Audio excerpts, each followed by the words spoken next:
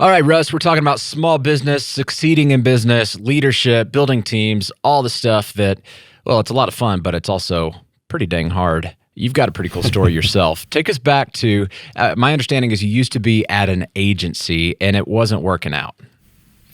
I think not working out is an understatement, but yeah. So I had two creative agencies before coming up with Design Pickle, and let's just say that life was challenging inside of that. I mean, I was a young college kid working in a couple corporate gigs and thought, you know what would be really smart with zero business classes, zero experience in business is to start my own business. And so I was a creative at heart and went down that path for about 8.5 years and pretty much made every mistake you could humanly make, both professionally, personally, and at the end of the day, found myself really at a juncture in my life where I was moderately successful, but extraordinarily unhappy and unhealthy, and had to really come to an awakening inside my own life was, do I want to be continuing, the stubborn entrepreneur, I'm going to keep going, I'm going to keep going, I'm going to keep going,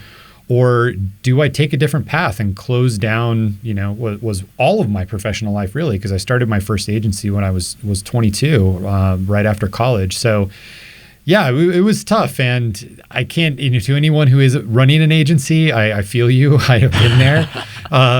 But from that was the ashes of my career. I like I said, I took those lessons and decided, you know what, I'm going to put a different framework around what I want to do next. And that's been my journey the last 6 years. What happened that got you to wake up? Did you hit a wall, or was it kind of just a chronic tailspin?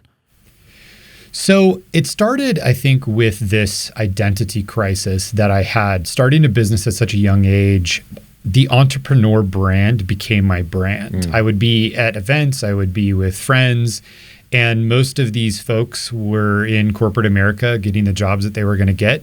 And I was this cool entrepreneur. I had my own time. I had my own office. I had a Nintendo Wii in our office that was really cool at the time. Yeah, I'm in charge here and we have a Nintendo. Oh, that's fun. But I started to adopt that as the primary identity for myself. And hindsight, 2020 obviously, but there were a couple influences that really came all to a head. The first was that my business was just not a good business. I just didn't have business financial acumen. I wasn't comfortable with conflict. So managing people was a huge challenge. And so I'm a poor business skilled kind of guy.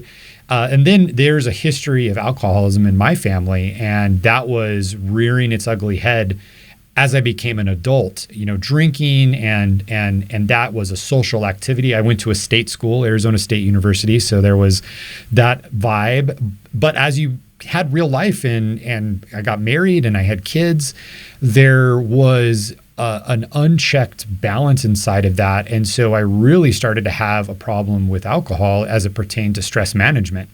And anyone who's been in that boat knows that it's like the worst way to manage stress. But that was, again, just a lack of resources, lack of honesty, lack of support in my mind.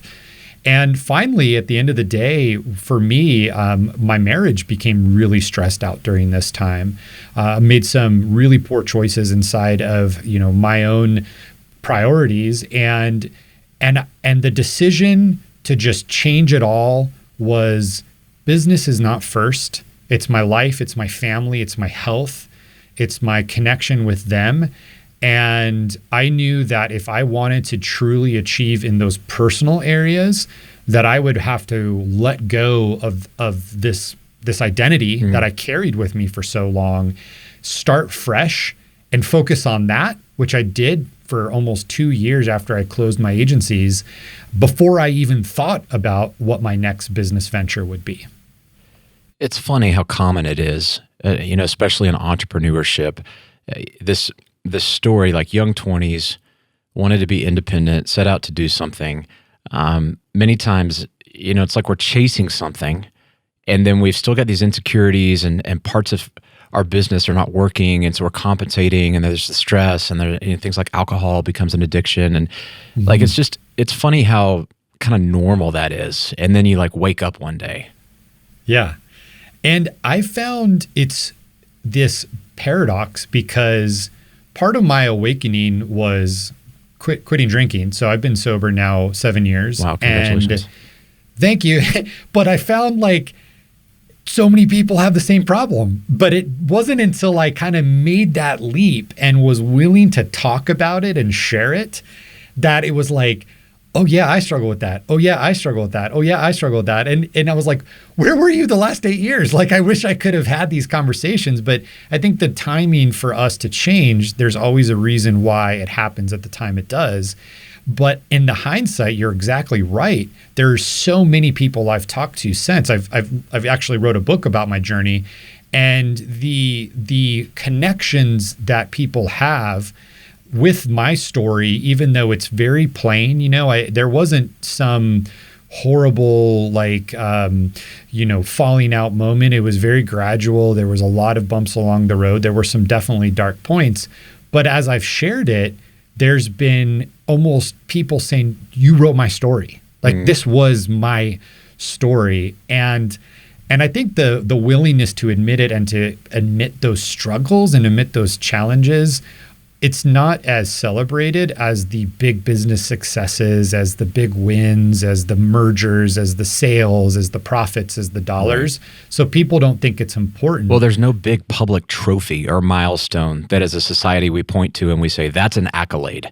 It's more behind the scenes. It's more personal in some ways. Yeah. Yeah, but since then, it's been my superpower is being able to be radically honest, almost making folks uncomfortable sometimes about my past. That has allowed me to then ratchet up those professional deficiencies that I carried with me. Leadership, strategy, vision, all of that has been built upon what I worked on personally. You talked about this moment when you woke up and you put family first and, social. It sounds like you were working to just become a more balanced person and the business was not all consuming. I think we all kind of give a nod to those ambitions. I mean, I haven't met somebody that says, no, family's dead last, man. I don't care at all about family. Like no one intentionally puts their family last. So practically, what did it look like to shift to actually prioritize family and the other parts of your life that weren't just, sacrificing on the altar of the business? So two parts. One was philosophical and one was very, very practical. The philosophical part was not directly tied to my journey with alcohol, but it's very correlated if anyone's been down that journey, was recognizing I was an addict, not with alcohol, but with my business. And I argue that all entrepreneurs have to be addicted to their business at some point for it to succeed. The odds are against you. You have this crazy idea. People may not support you. You're leaving comfort to go into this unknown world. It's like you have to be a little delusional. Yeah, exactly. And I argue that there is a healthy level of that that drives us, that we really need to get there. So being okay with that, but knowing that the byproduct of my success has to be built on that foundation. So not like fighting it or thinking that I have my work life and my business life and I'm going to work really hard so that I could have this great life and connection and all of that personally. That philosophical acceptance was a big weight lifted off of my shoulders, both as an entrepreneur and as someone who struggled with substance. And the second part, and I know you get really high level advice here on the EntreLeadership podcast, was I worked with a business coach, and I never had worked with a business coach before, and I thought, like, this is crazy. I'm paying this person all this money, and they're asking me questions. They're not even giving me advice, and I'm answering my own questions. And yet I'm paying them hundreds of dollars an hour just to ask me, like, this is silly. But they made me write down what I wanted, irrespective of business success. And that was a game-changing moment. Like, what do you want with your family? Where do you want to live? What's the lifestyle you want to have? Putting all of that as my first goals and my first targets first versus where we as entrepreneurs are always like, I mean, it's the New Year's or we're recording this, like, what are our goals? What are our targets? Where do we want to be? And so they made me do the personal values and goal setting and vision work first. And then from there, I did the rest of it. But like hiring the coach and him making me do that, it's so simple, but I had never done that before. And it was radically changing. I've seen it happen thousands of times because, we have a coaching program and it's the reason that we have that. And it's largely based on our friend Henry Cloud, who's a psychologist and author and speaker. He has a great book called The Power of the Other. And the whole dynamic there is that it takes another person to get you to kind of get out of yourself and actually do some of this personal work. It takes another person to hold you accountable on the hard things. Like we just can't hold ourselves accountable. Like it's just impossible. We can't see into our own blind spots as much as we want to say that we're self-aware. It takes another person. And a coach is, if they're a good one, I mean, they're really good at getting you to kind of get that stuff out. Put up the mirror. They just put up the mirror. That's it. What do you see? What's your obstacle today, Russ? No, you're supposed to tell me the solution. I don't want to talk about but then of course we see that mirror and then the change is more permanent when we are generating it. But I love that. And I vividly remember I hired this business coach. I met her in Arizona. Actually, I accidentally went to a women's business event. I didn't know it was an all women's business event. And I showed up. I was the only guy next to the husband of the event. But I was like, whatever, I'll roll with it. And I loved it. And we were like hugging and singing and doing all this stuff together. But in that point, I hired a business coach I met there. And I'm like, great, I'm hiring a business coach. We're going to talk about all these business things. We spent 6 months talking about personal and family and balance. And it was just fantastic. It sounds like through that process, you crafted a strong sense of purpose that was bigger than just the bottom line. We teach in EntreLeadership, your purpose should be bigger than just making a profit. It should make a contribution. And it works really well when it aligns with your personal values. But a lot of business owners never sit down and figure out what they actually value and what they want personally. And so it's hard to have mission and purpose come alive in your business if you haven't done that stuff at the personal level. And I would say the leap from my agency to what we do now today at Design Pickle was really to fulfill the lack of integrity and purpose that I had in my previous career. And I'll share this example. Creativity and design is an unregulated market. There's no pricing. There's no dynamic where you can go look up like a car, what this costs. And if it's above this price, it's not a good deal. If it's below this price, it's a great deal. It's not like pork futures.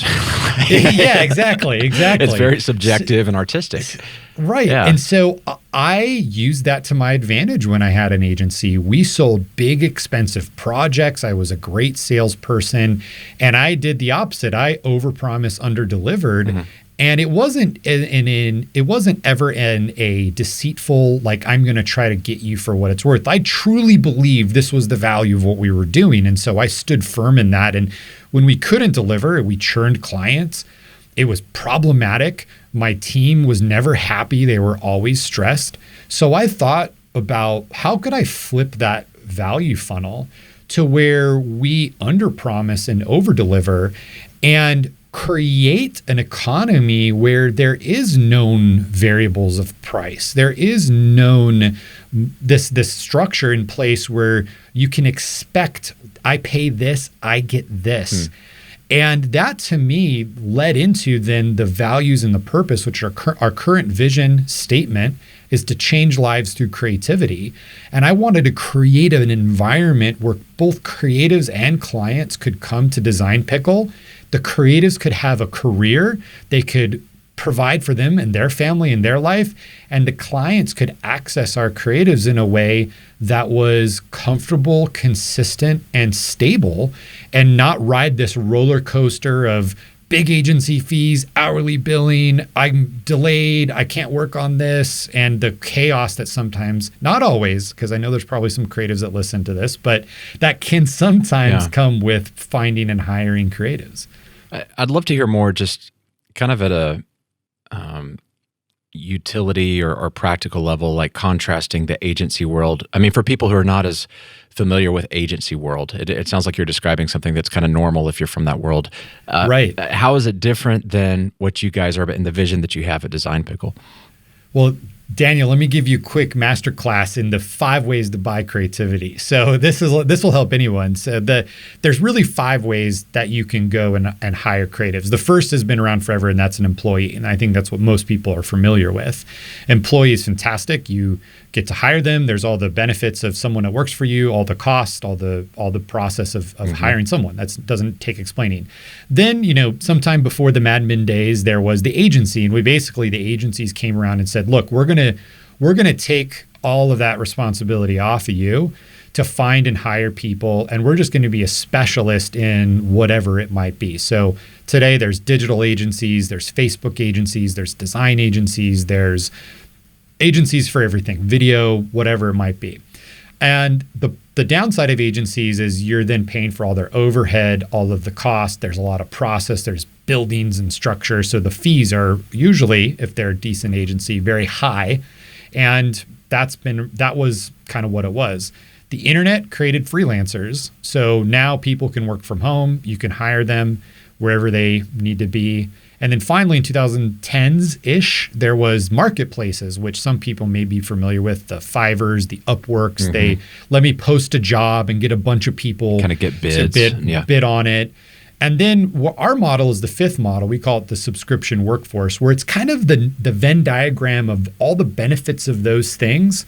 But it is a new model, and there's lots of businesses now adopting this model where I hire Design Pickle, pay it like a software subscription. I get that connection with my designer, but it's affordable, it's scalable, and it moves with my business. So if I have a lot of work one month, we can scale it up or down.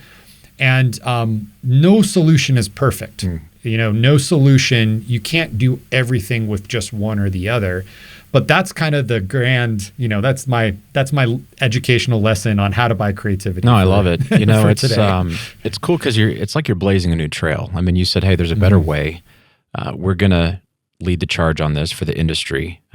Business people are exhausted with some of these other options. Especially, I'm a big fan of hiring if you can. If you have a long game, and we have a whole creative suite internally, and there's a lot from a culture standpoint that we really value in having our people right here in house.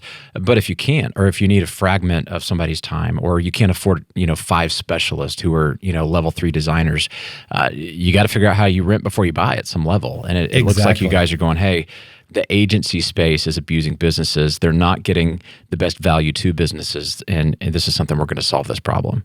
It's simply an evolution, and I'm not allowed on social media. I'm not on it really much anymore anyway, but I also am not allowed, my team doesn't allow me to get on there because I get real fired up about what we do. And sometimes there's the haters. They criticize, what are you doing? And yesterday I got an email from one of these guys, and I took the time to respond. But what I made, I'm very respectful. Who is the haters? Like other agencies or creatives, kind of the old guard in the creative space? So specifically, this person said, I'm devaluing the industry of creativity, devaluing the industry. And then in the same sentence, he says, one of your clients came to me to design a logo because you guys don't do branding high-end work, which we don't. And so my response was, sounds like you got business from us. So first of all, that's kind of doesn't make sense. But guess what? 20% of our clients are creatives or agencies. We fit the bill. We've had over 1,000 companies work with us, leave on great terms, and grow their own businesses to hire their own full-time creative. So there is this model that we're fulfilling, just like you said, where it's the in-betweens. Maybe you can't get someone full-time, or maybe you have a team of 20, but you need a couple part-time folks for a busy season. And that's that beauty. And I think what we'll find as businesses models mature is there's this elasticity model that will emerge where it's like, I need more, but I don't need it forever. Or I'm just starting and I can't pay $10,000 retainer to that cool agency, but I could pay $1,000 a month and get this help in this way. So in blazing a new trail, creating a new model, I like the idea that you've got this niche and there's some novelty to it. I also imagine, as you've mentioned, there's adversaries, there's haters, but just in explaining it to like new clients who aren't familiar with the model, what have been some of the bigger challenges in describing this thing that hasn't existed before? I mean, you're having to birth a new baby and then tell everybody this is what it is and nobody's ever met it. What has that been like? It's actually one of the funniest parts, that the biggest sales challenge that we have is that people don't believe it's true. We have a believability problem in sales. What we do is not complicated. I'm not selling some crazy bleeding edge technology of like a computer implant chip you put in your eyeball and you have to like, trust me, it's not going to make you blind. Like, we offer a very common thing that most of our clients, the ones that we would like to have bought before. It's the believability of our value proposition. You know, our pricing, it's either $500 or $1,000 a month to get a part-time creative. It's no contract. It works. Like there's no variability in pricing, and people are like, how do you do it? I don't understand. So we're always working on building trust, and part of our brand, it's very simple. It's a smiling pickle. Like, it's how do we be friendly, which is one of our core values. How do we connect more than creative services? We have a full support team that can just help you out, like that if you just need to talk shop. And that building trust part is how we overcome the newness part that you mentioned, which again, I've listened to so much EntreLeadership. That's not a new concept for listeners if they're listening to this podcast, but it is something that I can't overstate the value of. And then we just let people try it out. Like, just try it out. If it's not a good fit, we're not going to twist your arm and force you into indentured servitude. Like, you can come in, try it out. If it's not a good fit, then that's okay. So we don't take ourselves too seriously, and we don't try to sell it too hard, because I think that comes off almost desperate, and that's obviously not the best sales strategy. I have to imagine that there could be some, like when you're talking about the believability, there could be some skepticism in the pricing being lower. You know, we all have this thing like you get what you pay for, or the fact that it is expensive probably means you can demand a lot. You know, okay, it's only $1,000 a month, but am I really going to get quality work? Am I really going to get the customer service, that I need, or the response time, or being able to go back and forth on multiple iterations till we get it right? You probably can't get that for this price. I mean, it seems like there'd be some skepticism if you're 10%, or 10x lower than what they've been used to paying for that. Well, and so what we learned from a very tactical standpoint is we are moving 100% of our sales to conversational-based sales. Really? So for many years, we had a self-service model. You just go to the website, you sign up. Currently, one of our plans, you can do that. But it removed all of that conversation and that expectation setting to say, look, we're not design robots. It's not AI and you send in 1,000 things and they're going to be done the next day. You're working with someone. This is their name. This is where they live. You get to meet them. And we actually tackled that in that consultative sales model. So come, a few more months from now, 100% of any inbound inquiries, you'll set up a conversation. We'll get on a Zoom like this. We'll talk about it, and we'll really tell you what we're not. And we'll really make sure by the time you get into our software and you start working with your creative, you know exactly what the expectations are. And our customer success team is so stoked because we've moved down this path and we're moving 100% down this path. They have eliminated so many issues on the back end of the sale, where a client who might be a perfect fit for what we did came in with a little too high of what they expect it to be. And now that we're trying to unwind that, well, that's diffused before they even give us a card. This, I want to backtrack a second. I don't want to skate past. You're running the opposite direction of where everything else is headed in terms of sales being automated, being digital, AI, chatbots, blah, blah, blah. It's really ballsy to say we're going to go 100% conversation, human to human, no automation. I mean, that's not scalable, the critics would say. That's not the age that we're in. People expect digital these days. You've got to have some really strong reasons for going this direction. We do, and I think a lot of it just is comes down to we're human and we're delivering a creative service that's human driven. So you and I, Daniel, we could have the same designer, we could have the same business, we can be competing, same market, same design collateral, brochures, Facebook ads, and you come in and you have a wonderful experience and I'll have a terrible experience. The variable is the client. It's not the creative, it's not the company, it's not the software. So we have to actually put up friction to ensure that we don't get the wrong kind of client. And I don't mean bad or mean or evil, although we've had a few of those and I've had to fire them pretty fast. I mean, like, what's your skill set? Are you willing to get on and write out what you want? Do you have the right kind of creative assets, like a logo and content that we can work with? So we put up that. Now, I will say we do have preliminary tech that we use. So we integrate with IBM Watson in our chatbot to filter out a lot of the people who may not be a good fit with various, natural language so processing it's supplemented, questions. but the core is a human-to-human interaction. Absolutely. The other thing Absolutely. I like about it, I have to imagine that some of what comes with that as a benefit is expectation management. I mean, you can pick up on the nuance, Totally.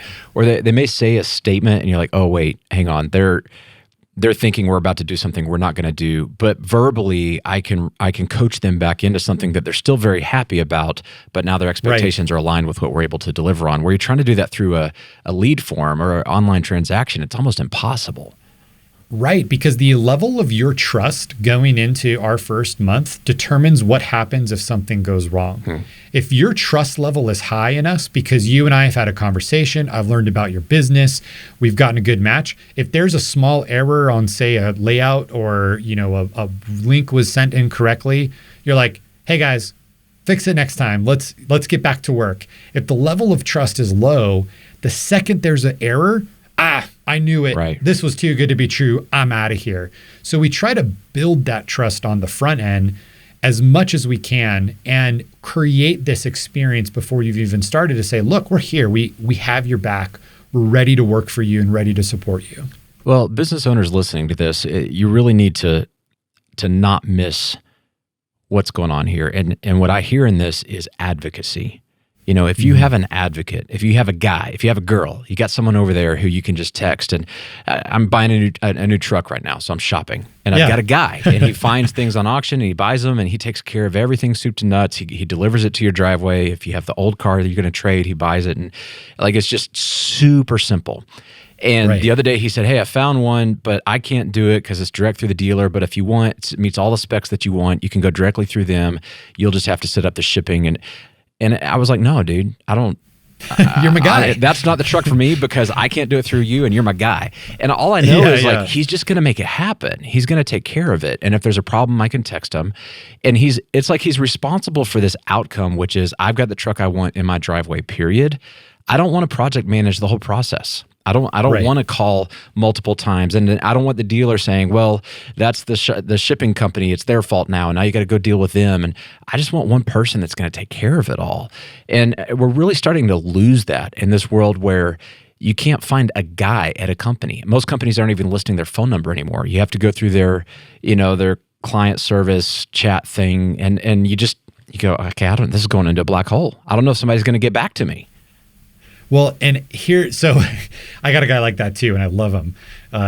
So the point that we realized is so many people want to disrupt their business and, hey, we're going to do this new crazy way and we're going to do this new thing and this is how it's going to work. But what they fail to realize is the history of buyers and what they're familiar with and how they buy your service or product. And so inside of cars, although there have been some very successful online companies that you can kind of buy it like Amazon, people are used to buying it from people. So how do you continue to innovate but keep that core premise? With creativity, the reason you talk to someone, most people have bought it by talking to someone. And they want to test, they want to feel, it's an emotional experience. So while we innovated in all these other ways, the technology, we innovated with the pricing model, we tried not to deviate too far from the buyer's past experiences, because then we're just creating more hurdles of trust to overcome, to to be able to get to that level in which they're willing to say, okay, I want to work with you. Well, and I think this especially applies if you provide a service. You know, I mean, because if you're going on Amazon to buy a toothbrush, you probably don't need a guy. You just need to get out of my way. Let me one-click order this thing. But if there's complexity, if there's multiple variables, if there's going to be some nature of back and forth talking about the work, a service that's provided that doesn't have a known, like you said before, it's not a commodity where you can just say that everybody knows exactly what this is. There's some describing that has to take place. There's some Q&A and back and forth that needs to happen through a dialogue. And I would say too, what is your business model built around? Is it transactions or is it relationships and long-term value? Because your truck guy, what's his name? Truck guy's his name's Mark. Mark. Yep. Mark probably builds his business off of referrals. Mm-hmm. He wants to have a great business and get your friends and family. So for us, it's the same way. We want clients that work in a place, leave a company, pick us up at their new company, That's how tell I found their him, friends. Because I have a friend. Yeah. He said, hey, I got a guy. Yeah. I said, send me his info. I got a guy, Mark. That's it. I hope Mark is listening. You're doing a great job. But the point is, if your business model is built around the transactions, then this may not be applicable. But if your business model is built on maximizing that long-term relationship, which in turn maximizes the dollars, then you really have to start there from the very beginning. Another thing that somebody who's skeptical or maybe a critic of this might say, okay, that sounds good, but how do you scale that? I have to have more people. I have to train more people. I have to deal with more people issues. A lot of this stuff could be automated. A lot of this stuff, we could just have a technology or a software that handles it.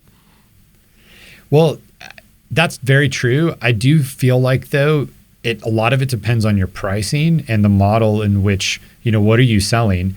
If your sales team can't create enough abundance in terms of the price and what they're selling, then it may not at all pencil out to have a human-driven sales team. If you're selling Papa John's pizza for $20, no salesperson on earth could make a job doing sales commissions selling a low price item. Mm-hmm. So the price point, I think, is another differentiating standpoint. But you have to also know your metrics. For us, we can say, hey, we're going to put humans to this and create this sticky process and slow down our sales cycle because we run so much analytics on what is the value of a client on average. How long will a client stay with us? And then we can make these decisions, not just instinctually or because we feel like it, but we can actually say, look, the data shows this sale costs us $800, but we can make $5,000 or $6,000. So it allows us to, that data is super important in what direction you decide to go. I love that you said know your metrics. I'm shocked by how many business people don't know their numbers, not just financials, but performance metrics. There was a time I didn't, but I had to learn those hard lessons of really getting into it and learning it's not a personality style. It doesn't matter if you're not an accountant. If you're going to have the responsibility of running a business or a business unit, you have to know your numbers. Yeah. I mean, back to pre-Design Pickle Russ Perry, that was another one of those areas. Couldn't read a P&L. Asked me, how much does a customer cost to acquire? Had no idea what that meant. Above the line, below the line, gross margin. These things were so foreign to me.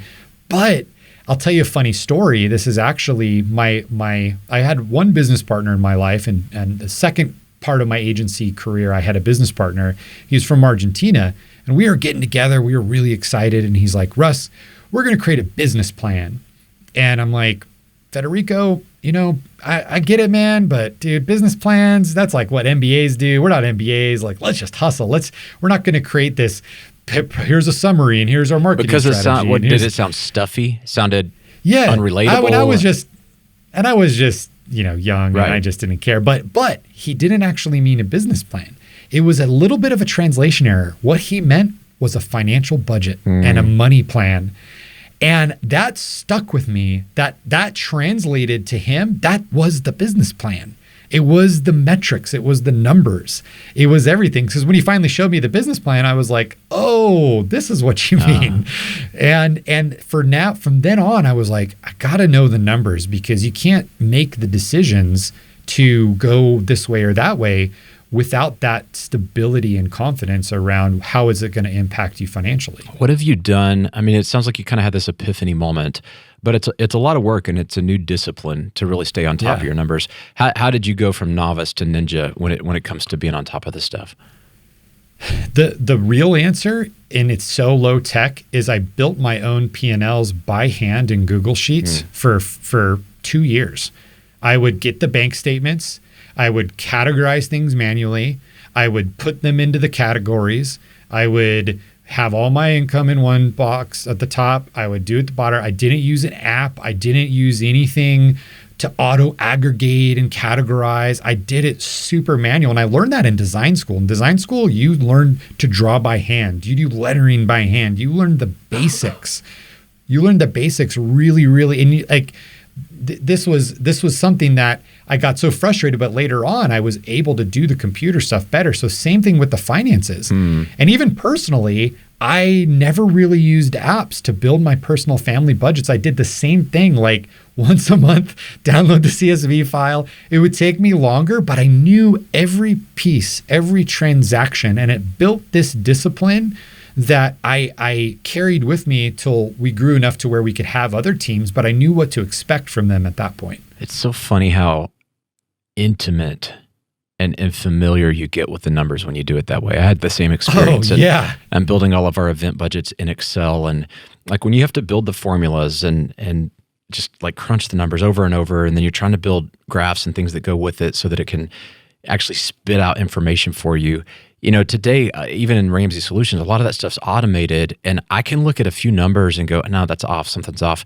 And people are like, how do you know that? I'm going, I don't know. I spent so much time with them at a granular manual, kind of not digital level. I mean, I guess a digital in a spreadsheet, but in a very analog type format where you're really, your spidey senses go way up when you do it that way. Totally. Well, because the numbers you're seeing today are actually the result of your past actions. So how can you change your future actions unless you see those at a detailed level, which changes your spend and changes your income and whatever it is? So I look at numbers as this it's this historical viewpoint of everything, all the decisions you've made. And then it's a guidepost of like, okay, where do you want to go from here with your future decisions? And if there's just some app that's auto categorizing everything at 70%, and you don't know why, then you're never going to get the right data to change your behaviors moving forward. Numbers are one of those things. There's a lot of things in business you really should delegate or automate. Like they're not the best use of your time as the owner. Yeah. Finances is one of the, you can delegate and bring in resources, but like you've really got to stay on top of that. It's not one of those that the goal is how little can I have to do with this because I'm a creative type or it's not my personality. It's like I think it was Mark Cuban who said, accounting is the language of business. Oh yeah. And so imagine like walking around in a foreign country and you can't speak that language as a business owner. Right. You're going to die. And it's liberating. It's liberating. When I got done with those spreadsheets, I felt so in tune. I felt motivated. Even if there was a red, scary number, I knew why. And before, if I just like, oh, I hope the bank accounts, I hope there's enough in the statement. Like, oh, come on, you're living on edge. You're living with stress. Which is how most businesses operate. It's crazy. Right, which is why most businesses fail. I mean, I really think it comes down to that, is they don't know what's going on in their business. Right. But yeah, I always would, I'm like feeling it right now, that feeling when I would be done and I'd be like, all right, well, we lost a lot of money, but I know exactly what to do. Well, it's empowering because you got the clarity on how to go fix it. You know the root of where that problem is, and it was with that vendor, or that check didn't come in, or we've got a sales issue. You're super powerful when you have that information, and you can go attack the problem and have full confidence you're attacking the right problem. Like there's nothing worse than that feeling of going all in, trying to work on a problem and kind of half guessing the whole time, like, is this really even our problem? And you second guess and you hesitate when you do that. And just for the listeners' context, we are in our 6th year of business now, or just completing it, headed into our 7th. I did this years 1 through 5. I didn't make my first internal finance hire to do it. I had one part-time bookkeeping company kind of help me out with just some taxation stuff, but I did this from years 1 through 5 all on my own, So it was not something I got rid of quickly as we grew. I'm curious where you. Yeah, I'm gonna guess at something. You can tell me if I'm right. You're a creative type. You come from this agency space. You got the swagger. You got the I imagine visual and sexy brands and all that kind of stuff. You got cool hair, which I'm very jealous of. Like, you don't strike me as somebody who's nerdy and who's just like naturally like, yeah, the numbers. You clearly had to develop a discipline. And to say years 1 through 5, I did this manually, that's very arduous. It was painful. And so I did not like it. The value had to be pretty high for you to push through. Like, how did you know it was going to be that valuable? It really started personally. So I copied this habit from my personal life in actually consuming, a lot of content from your company and wanting to get a hold of my numbers. I was like, you know what? I tried to download these apps. I tried to use these things that did it all and create budgets automatically. And I was like, you know what? I'm just going to do this the old-fashioned way. And it was so successful in understanding my personal finances. I said, all right, I'm going to do this. And granted, it was a lot more transactions. It was a lot bigger volume, but it was painful every time, all 5 years. I never enjoyed it. I loathed the days that I would do it. It would be a grind. I would take 20 breaks and take way too long. But when it was done, the relief was so immense that it was worth it every time. It's like that really hard workout or that really challenging thing you do. And then you finally are done. You're like, I'm so glad I did that. And and you're right. I never, the only class that I took that it carried with me to this day at Arizona State University was an Excel class. So my tip to anyone, if you don't know how to use spreadsheets, go online, watch YouTube videos. That's a fundamental skill set to do this by. But once you're there, it's not easy, but it's so powerful. Completely agree. I had to teach myself a lot of Excel, but I mean, there's so much now on YouTube. I mean, you just, how do you do this on YouTube? Yeah. And there's plenty of people that'll show you exactly how to use it. It's a powerful tool. Knowing your numbers, having a great team, having the right business model, emphasizing, I mean, we've talked about purpose. I'm curious for you, how you've grown as a leader. I mean, you clearly have the story of transforming who you are, going back to from where you were at the agency to today. But even with Design Pickle, how do you continue to level up? How do you hold yourself? Do you still work with a coach, or do you have other resources that you use to make sure that you keep your sword sharp, if you will? Absolutely. I am the biggest advocate of personal development, from books, coaching programs, conferences, and it is the discipline of saying, look, I don't know everything. I am going to go out there and I'm going to challenge my thinking, challenge my mind, and absorb new ideas, not to just regurgitate them and copy them, but allow to be the domino that maybe 10 dominoes later, I'm thinking a different way about a certain topic or whatever. And I invite that into my life, I choose those mediums. I don't let Facebook tell me. I don't let ads tell me. I don't let the algorithms of big data tell me. I find people I respect. I know groups, coaches. Maybe I invest with them for one phone call, which I've done. I've invested with people for 5 years, for 2 months, for one conference, and I've never gone back. And I'm continually saying, who do I have to become to be XYZ? Who do I have to become? We've exceeded $1 million in revenue since our journey in an annual basis. That was an unfathomable number for me my whole life. And I just continued. When I started on the growth journey, I said, what kind of leader do I need to become to generate this much value in the world? Who do I need to be? I like that Where question. am I? Say that again. That's a good question. Say that again. Like, who do I need to become to generate this much value in the world? What kind of leader do I need to become? And then the doors would open. Wow, I know nothing about conflict. I mentioned that was a big challenge for me. I was the guy, if I got a wrong dish at a restaurant, I'd be like, no, it's okay, babe, don't send it back. And my wife's like, I'll send it back for you. You're not, like, it's their job. I was like, I don't like the conflict. But now, I worked on that, and I did, that specific example, I've done a lot of hard, challenging things not related to business, big physical events, climbed a mountain, learned new skills. And so by inviting challenge, I learned how to conquer conflict in that regards. but it's never ending. It's never ending. And I'm also a big study of biographies. Like I'm currently reading the Michael Eisner biography, the former CEO, or actually 3 CEOs ago of Disney.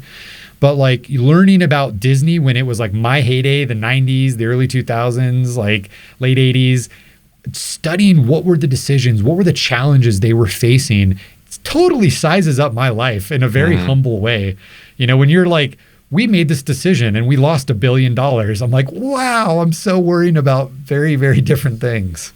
It's so funny how I don't like to put people in buckets, but I've just talked to thousands of business leaders, and there's people who don't really grow themselves and invest in their personal growth. You know, they're not readers. They don't go to conferences, everything you're talking about. And then there's people who do. And like you can get to a certain level, I think, of success without it. And then you're just kind of like locked in. Like it's just, your life is kind of is what it is. I'm not knocking it. Like if that's all they want out of life, fine. But there's just something about what you're saying. And I think at the core, as far as a principle, it's like teachability and hunger and staying curious and always starting with what can I change in myself instead of like the problems out there. It's like, it's me. What do I need to work on? I've got this deficit, in your case, conflict. Okay, I'm not going to just let that be true of me. Like I'm going to do something about it. Right. I did boxing for 2 months, and that was so rough. And but it worked, you know, like literally going in and getting punched and choosing to go do through that. And I was terrible and slow. And anytime I actually hit my coach, he would just unleash on me and put me in my place. But it was like, okay, I'm going to go invite this challenge into my life and then see who I become to get through that with that. Well, that's the key. I mean, it's like it takes a special mindset to say, I'm going to invite discomfort. Like, because we all want to be comfortable.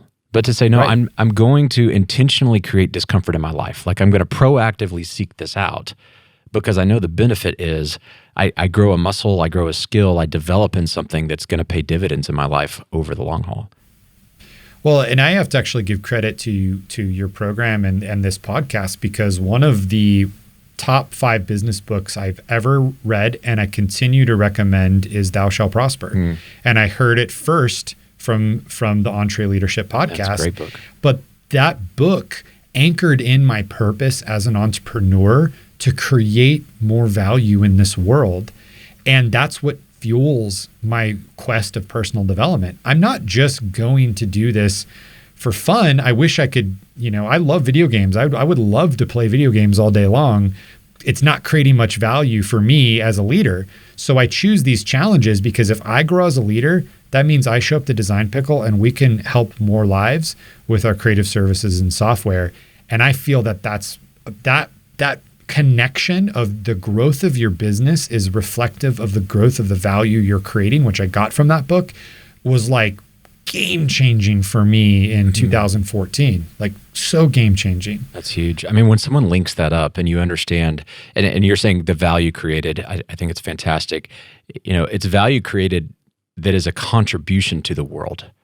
And if we're not contributing, we're not sustainable in our efforts. Like it's just impossible to do this really hard thing called business. Like who would keep going if you didn't feel like you're making a contribution? Because there's days it just sucks. There's days you're just like, I just don't want to do this. I want to just go get a job. And it's in those moments we go, no, we're contributing massive value. It's not just to increase my lifestyle or get a bigger house.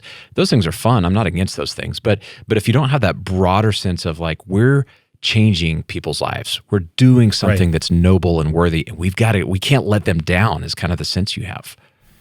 Well, and this was hammered home to me in a way I will never forget in my first trip to Mexico last year, or 2 years ago now, in 2019.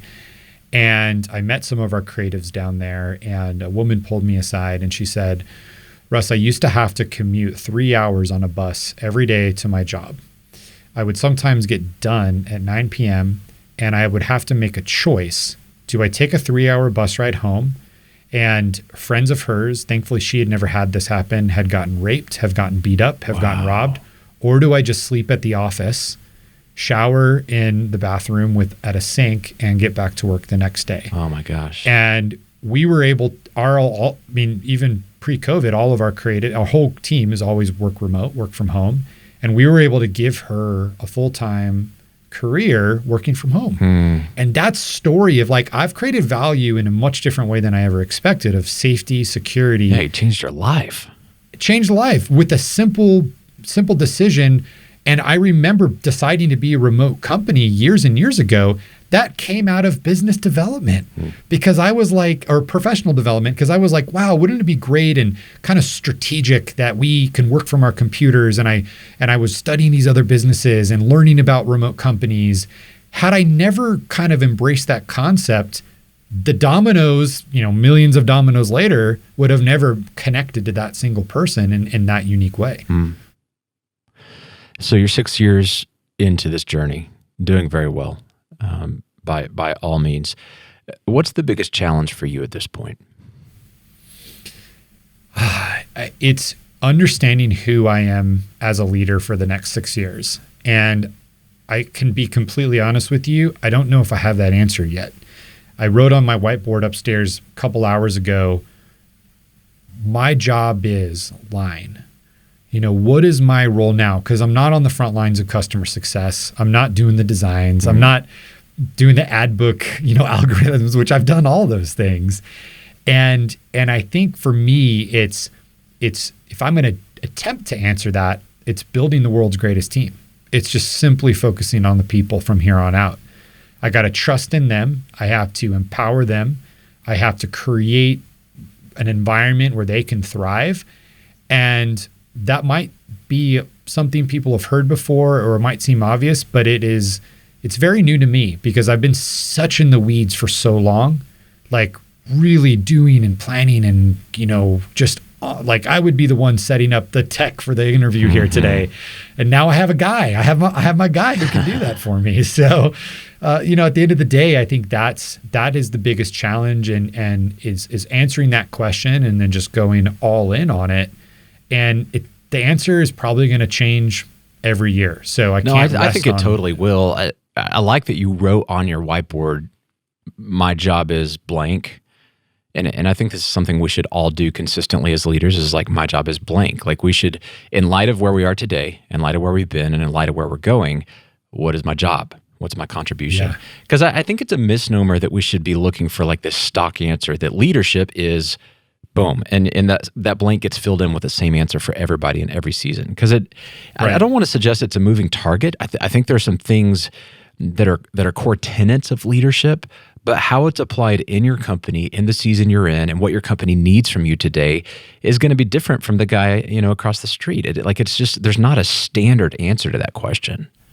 Absolutely. And it depends on the dynamic of your business too. We're a very people-driven company, both in the services we provide, the experiences we've talked about, the connection we have with our clients.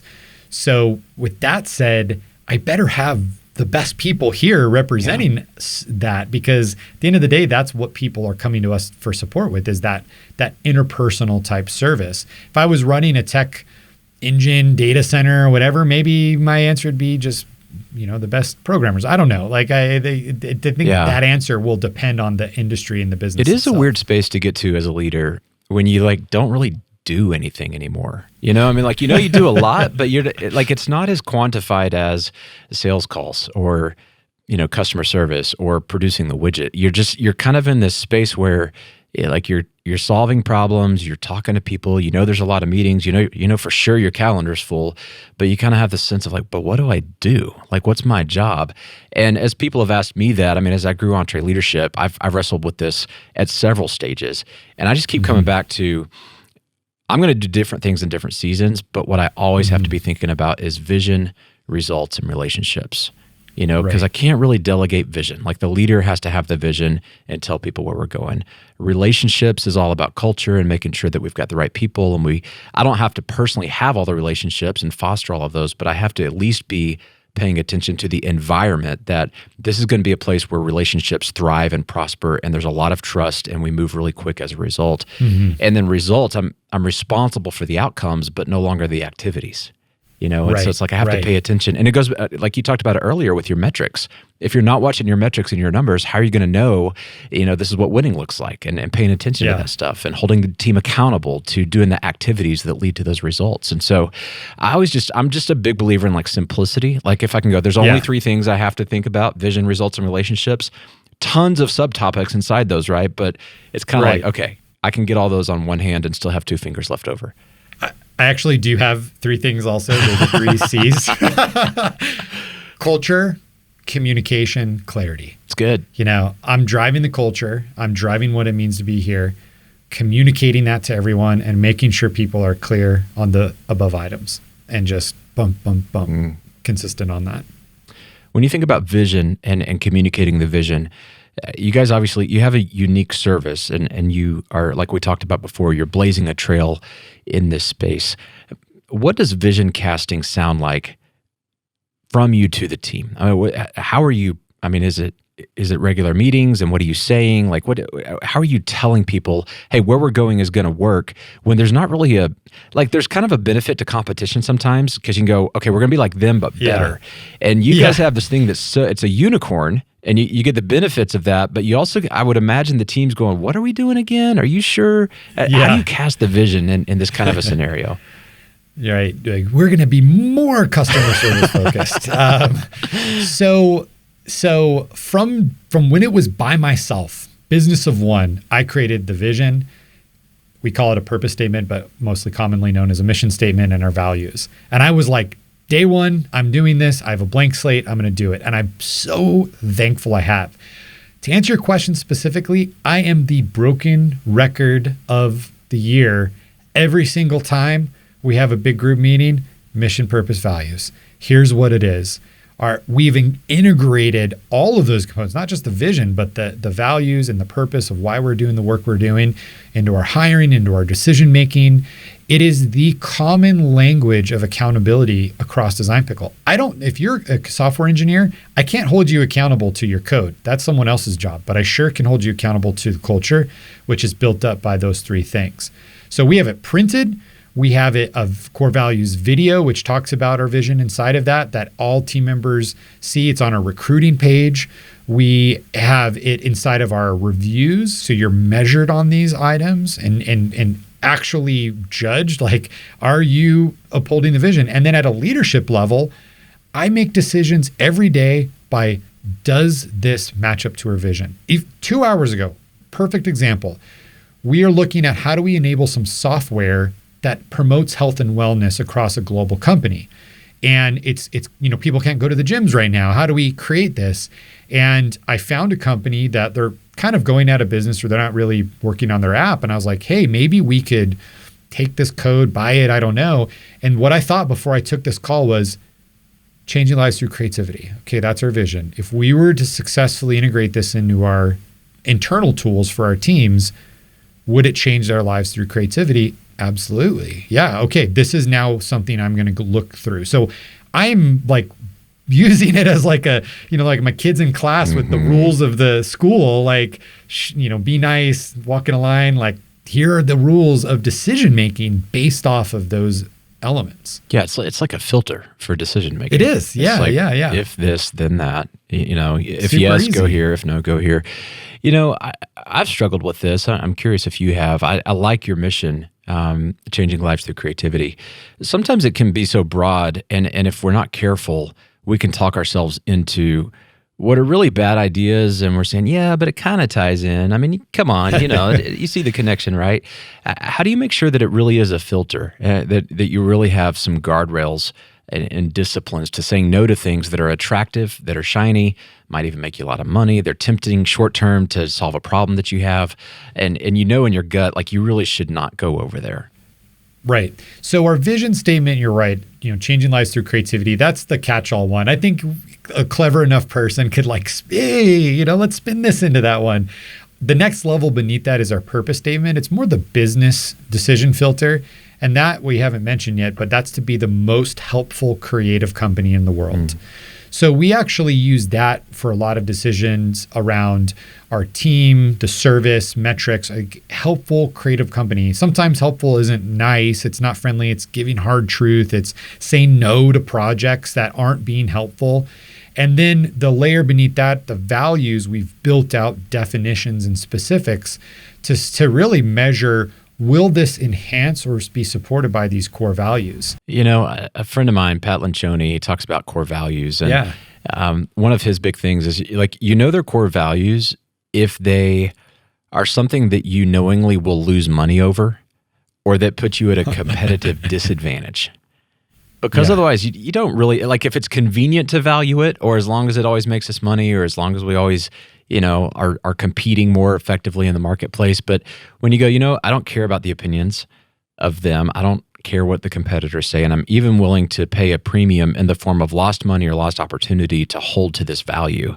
And in that story, I mean, you're literally bleeding out money that maybe ethically you could hold on to. Contractually, we could. Contractually, it's in our lines. Not like like you're breaking the law or something like that. Right. But from a value, you said this isn't who we are. Exactly. And I mentioned having to fire a few clients in the past. Our first core value is friendly, and that's a two-way street. So if we had a client, we've had a few that came in and they just think because they're working with someone remote via email, they can treat them poorly, they can dismiss them, talk down to them, and we'll put up a friendly front first. Hey, you know, we need to do this. Let's calibrate. Let's talk. But I've personally stepped in and level set and fired these clients, two of which radically changed their behavior, and we discovered that it was a kind of a weird, someone else was using their account and they didn't know. And the other two we immediately fired, but we hold even our clients accountable to these core values and ensure that we can measure against it. Because if we have external partners, including clients, that don't match up with our core values, that creates a conflict and friction. And how do we uphold them with ourselves, but we allow these other people to slide? I really love that you do this, and we do the same thing. Life is too short to work with, even if they're great paying customers, but they make you miserable. Like, just don't do it, you know? But I can hear people saying, Russ, Tardy, you don't get it. We've got this thing that we only have a few clients. They represent this huge part of our portfolio. We just have to put up with the crap, man, because otherwise we're out of business. How do you actually fire a client? Like, that sounds really scary if you think, well, we only have a few and it may be hard to get another one. How do you do that? Well, I think there's only a few companies out there that only have a few clients in this whole world. Maybe like if you sell security services to governments, like there's only 100 plus countries in the whole world, and that's your client database. You have to believe that there is plenty of clients out there, which is very hard to do. I get it. I've been there. Like when we started, if you had a pulse and a credit card, come aboard. We will work with you.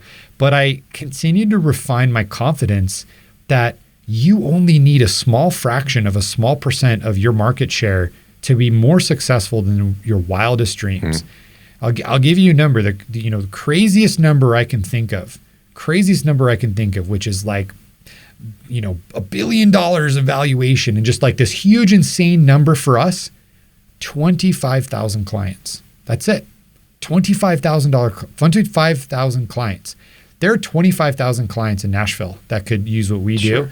So I have to be really confident. So the listeners that are in that space, I think it comes down to confidence in sales and marketing to get your value out there and find those people because they're there. I mean, you could be the cat toenail painting expert of the world and only capture a fraction of percent of cat toenail painting advocates and be a crazy big business. So obscure. There's a lot of cats out there. But the point is, like, you have to believe in that size of the market to escape that sort of dismissive, okay, we're just going to work with whoever.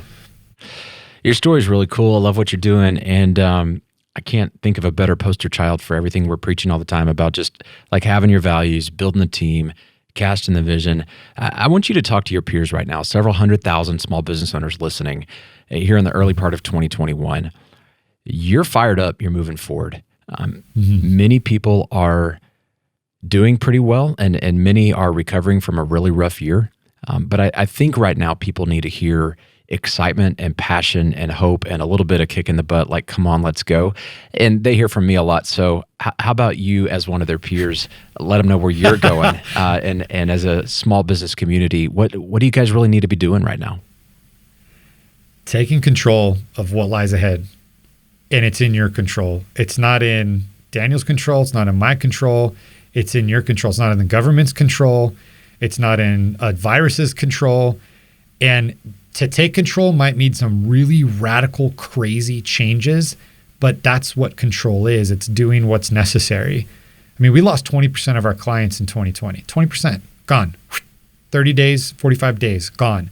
We took control in a massive way in many areas.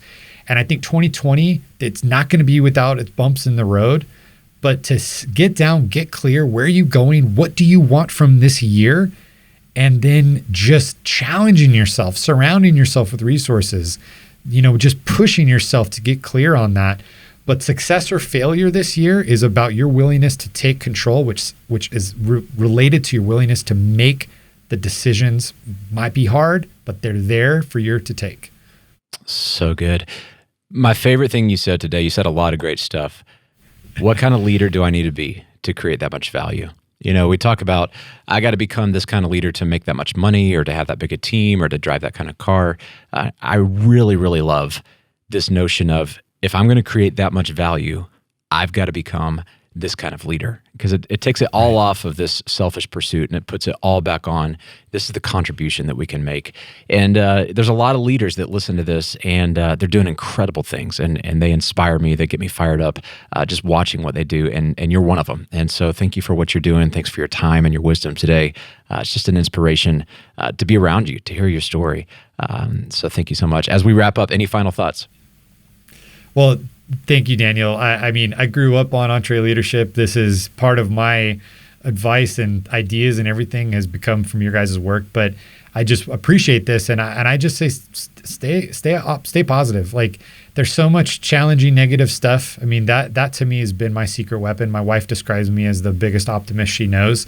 Like I mentioned, our logo is a smiling pickle, so that kind of just shows a little bit around what we believe. But keeps it fun. But I appreciate this time, and continue to do what you guys do, because you're making a big impact in the world. Oh, we will, man. Russ Perry, founder and CEO of Design Pickle. If people out there listening need some design work, how can they find out more about Design Pickle? So 2 places you can go. If you just want to learn about what we do, go to designpickle.com. I'm also launching a CEO. I call it Under the Lid. Lots of pickle references in our world.